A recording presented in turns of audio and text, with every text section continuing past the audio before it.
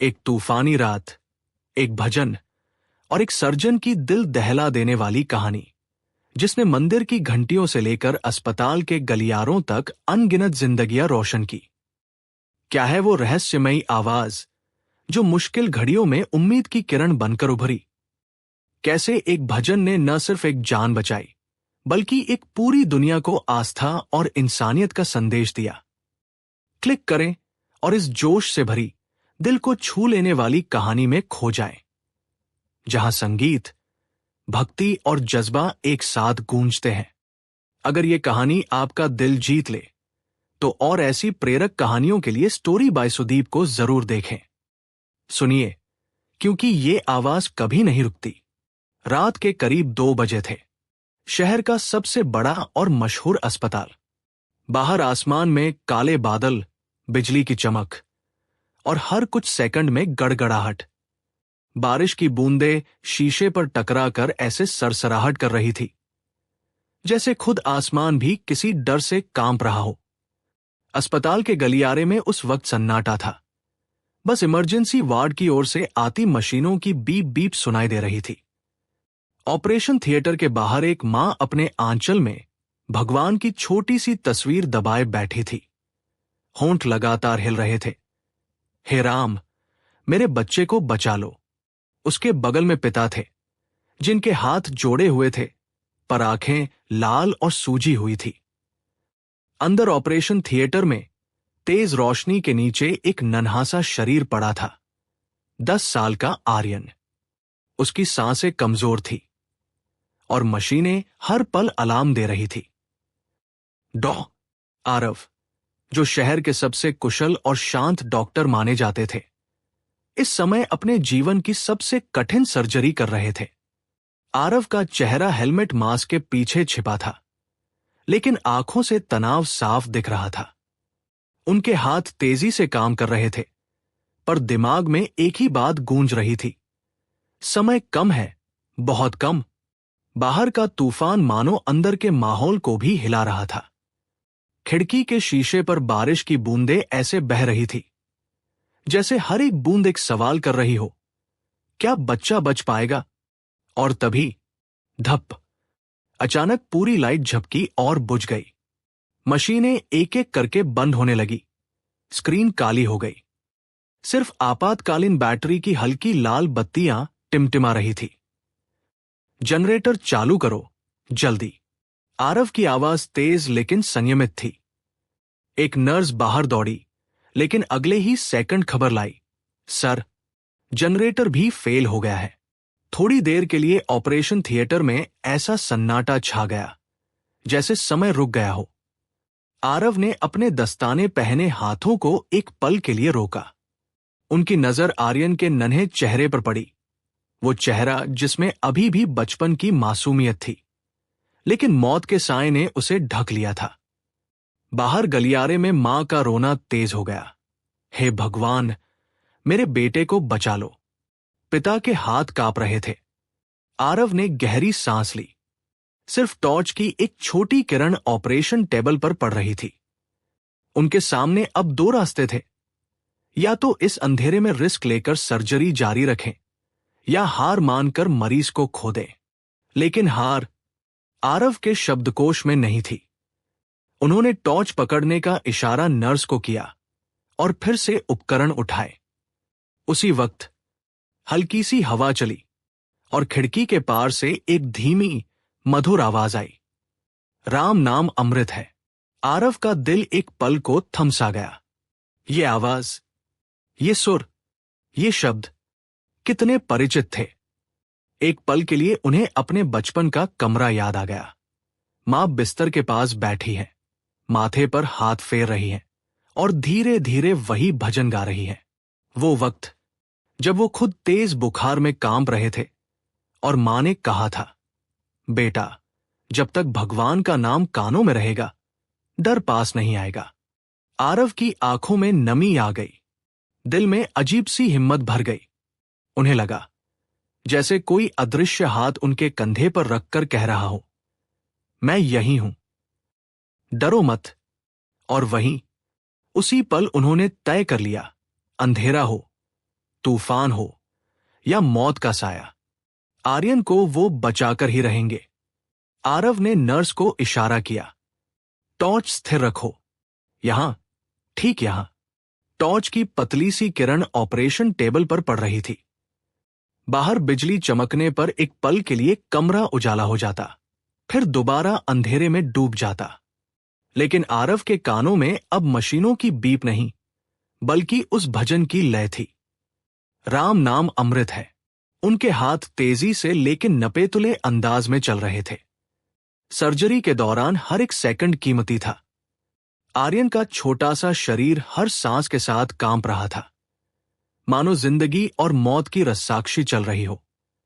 बाहर से भजन की आवाज अब थोड़ी और साफ सुनाई दे रही थी, जैसे हवा उस धुन को पकड़कर कमरे में ला रही हो। आरव के दिमाग में उनकी मां की मुस्कान, उनका चेहरा, उनका विश्वास घूम रहा था। वो यकीन कि जब तक राम का नाम है कोई हार नहीं सकता। अचानक एक नर्स ने कहा, सर, बच्चे का पल्स गिर रहा है। आरव ने एक पल भी गवाए बिना कहा, सक्शन दो, जल्दी। नर्स ने उपकरण थमाया। आरव के माथे पर पसीने की बूंदें चमक रही थी, लेकिन उनकी पकड़ में जरा सी भी कमजोरी नहीं थी। हर कट, हर टांका भजन की ताल पर हो रहा था, जैसे कोई अदृश्य शक्ति उनके हाथों को सही दिशा दे रही हो। आरव खुद हैरान थे। इस अंधेरे, इस तनाव में भी उनके हाथ डगमगा नहीं रहे थे। बाहर आर्यन की मां दरवाजे के पास खड़ी रोते रोते भगवान का नाम जप रही थी। उनके होंठ भी उसी भजन के शब्द दोहरा रहे थे, राम नाम अमृत है, हरि नाम अमृत है।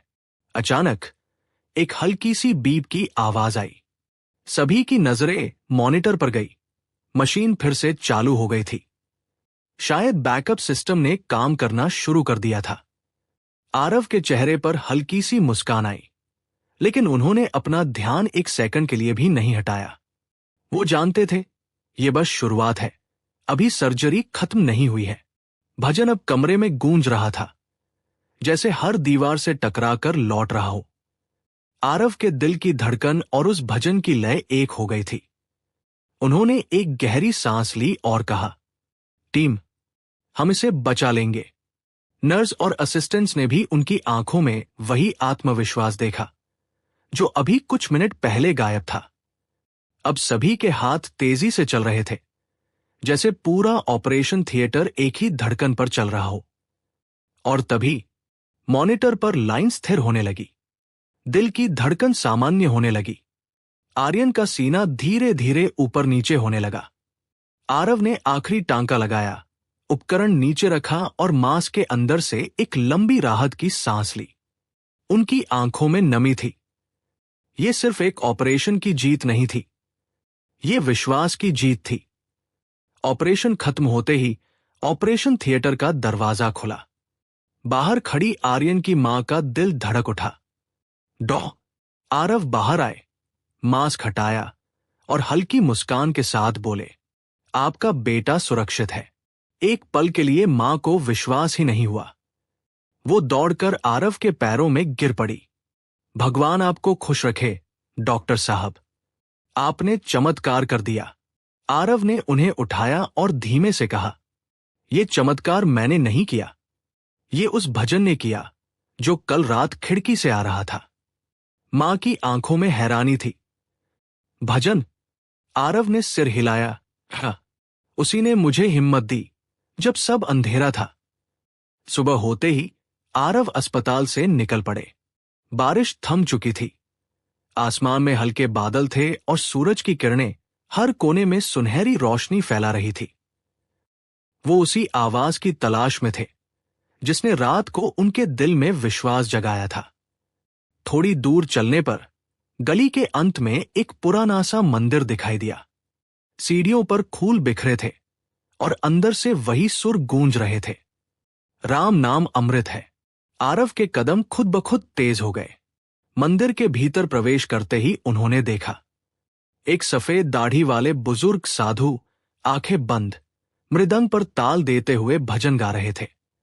उनके चेहरे पर शांति और आंखों में एक अलग ही चमक थी।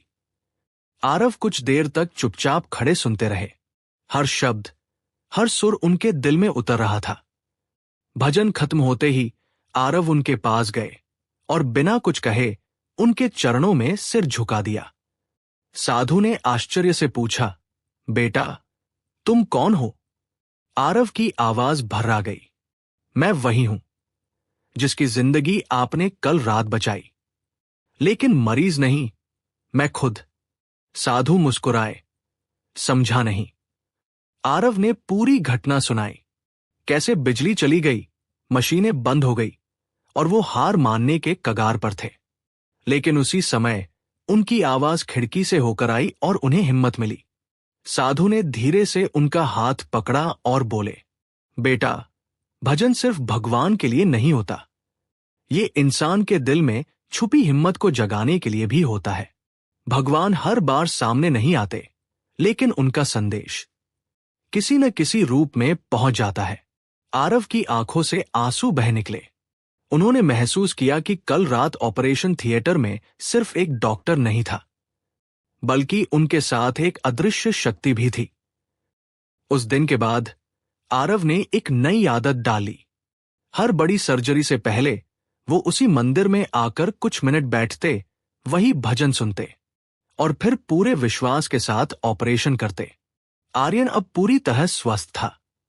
वो और उसका परिवार हर हफ्ते उस मंदिर में आते और साधु के साथ बैठकर भजन गाते। कहानी सिर्फ एक बच्चे की जान बचाने की नहीं थी। ये कहानी थी विश्वास, संगीत और इंसानियत की ताकत की, जो कभी कभी सबसे अंधेरे वक्त में भी हमारे लिए रोशनी बन जाती है। अगले कुछ दिन आर्यन के लिए बेहद नाजुक थे। ऑपरेशन के बाद भी कई बार उसकी हालत बिगड़ जाती, लेकिन हर बार वो धीरे धीरे संभल जाता। आरव रोज उसके कमरे में जाते, उसका माथा छूकर कहते, तुम मजबूत हो बेटा, तुम ठीक हो जाओगे। आर्यन की मां हर बार हाथ जोड़कर आशीर्वाद देती। वो अब समझ चुकी थी कि डॉक्टर सिर्फ इलाज नहीं कर रहे थे, बल्कि उनके बेटे के लिए दुआ भी कर रहे थे। एक दिन जब आरव वार्ड में पहुंचे तो उन्होंने देखा आर्यन खिड़की के पास बैठा है और हल्की हल्की आवाज में वही भजन गा रहा है। आरव मुस्कुराए, सीख लिया। आर्यन ने मासूमियत से कहा, मम्मी ने कहा यह भजन जान बचाता है, तो मैं इसे याद रखूंगा। उस पल आरव ने महसूस किया कि यह भजन सिर्फ एक घटना नहीं रहा, यह अब एक आशा का प्रतीक बन चुका। आरव हर रविवार उस मंदिर में जाने लगे। साधु अब उन्हें बेटा कहकर बुलाते और कभी कभी अपने साथ मृदंग पर ताल भी सिखाते। एक दिन आरव ने उनसे पूछा, बाबा, आपने इतना सुंदर गाना कैसे सीखा?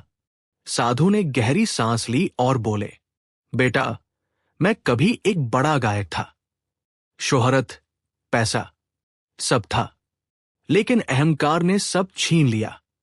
जब मैं टूटकर सड़कों पर आ गया, तब किसी ने मुझे इस मंदिर में आश्रय दिया। तब से मैंने तय कर लिया, मेरी आवाज अब सिर्फ भगवान और उनके भक्तों के लिए होगी। आरव ध्यान से सुन रहे थे। साधु ने आगे कहा, याद रखो बेटा, असली इलाज दवाओं से नहीं, शब्दों और विश्वास से होता है। ये बात आरव के दिल में गहराई से उतर गई। कुछ महीनों बाद एक और इमरजेंसी केस आया। इस बार मरीज एक बुजुर्ग महिला थी, जिन्हें हार्ट अटैक आया था। ऑपरेशन की तैयारी हो रही थी, तभी अस्पताल में आग लगने की खबर फैल गई। बिजली का सिस्टम फिर फेल हो गया। चारों तरफ अफरा तफरी मच गई। आरव के मन में डर लौट आया, लेकिन अगले ही पल उनके फोन पर एक कॉल आया, साधु का। उन्होंने सिर्फ इतना कहा, बेटा, डर मत, भगवान का नाम लो। आरव ने तुरंत अपने फोन पर वही भजन चालू किया और ऑपरेशन थिएटर में बजा दिया। टीम के लोग पहले हैरान हुए, फिर सबके चेहरों पर एक अजीब सी शांति आ गई। कुछ ही देर में ऑपरेशन सफल हुआ। बाद में नर्स ने कहा, सर, यह भजन जैसे हम सबके अंदर हिम्मत भर रहा था। आरव मुस्कुरा दिए। अब वो जान चुके थे कि यह सिर्फ एक गीत नहीं, एक शक्ति है। धीरे धीरे अस्पताल में एक नया रिवाज शुरू हो गया। हर बड़ी सर्जरी से पहले कुछ मिनट के लिए वही भजन बजाया जाने लगा। मरीजों के परिजन भी इसे सुनकर शांत हो जाते। डॉक्टर और नर्सें कहते, ये हमें याद दिलाता है कि हम अकेले नहीं हैं। गांव में भी बदलाव आया। आर्यन और उसका परिवार अब हर सप्ताह मंदिर में भजन सेवा करते। लोग कहते, ये बच्चा भजन से नया जन्म पाया है। एक दिन साधु ने आरव से कहा, बेटा, मेरी उम्र अब ज्यादा हो गई है। अगर कभी मेरी आवाज रुक जाए तो तुम ये भजन गाना, क्योंकि इसे आगे ले जाना तुम्हारा कर्तव्य है। आरव की आंखें भर आई। उन्होंने सिर झुकाकर वचन दिया, जब तक सांस है ये भजन गूंजता रहेगा। साल बीतते गए।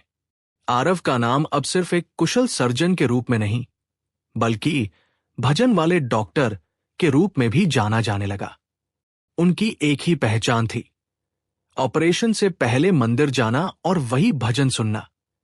लेकिन एक सुबह अस्पताल में सर्जरी की तैयारी के बीच आरव को एक खबर मिली जिसने उनके कदम रोक दिए। मंदिर से संदेश आया, बाबा की तबीयत बहुत खराब है, वो आपको बुला रहे हैं।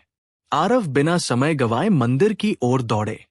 अंदर पहुंचे तो देखा, साधु लकड़ी के आसन पर लेटे हैं, आंखें बंद, सांसें धीमी। उनके आसपास कुछ गांव वाले और आर्यन का परिवार खड़ा था। आरव उनके पास घुटनों के बल बैठ गए। बाबा, साधु ने धीरे धीरे आंखें खोली और हल्की मुस्कान दी। बेटा, अब मेरी आवाज रुकने वाली है, लेकिन ये भजन, इसे तुम आगे ले जाओगे।